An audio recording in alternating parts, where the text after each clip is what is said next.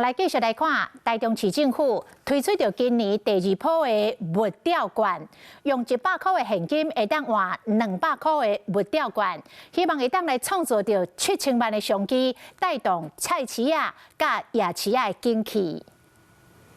囡仔纯真的舞蹈表演为台中经济带来更加侪活力。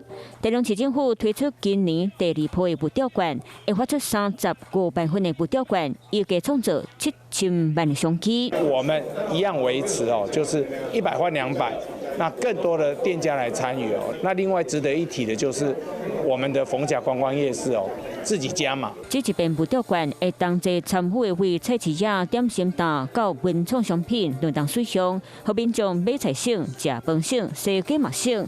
其中上受到人注意的逢甲观光夜市仔，都来加入加码活动。物调券开始发放，今年算是第7年。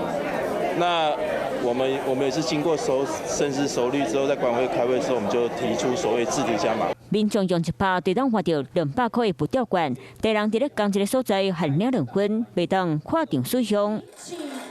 Hello， 我是蒋欣梅。想要抢先掌握最及时的新闻资讯吗？赶快订阅、按赞、开启小铃铛，锁定华视新闻 YouTube 频道。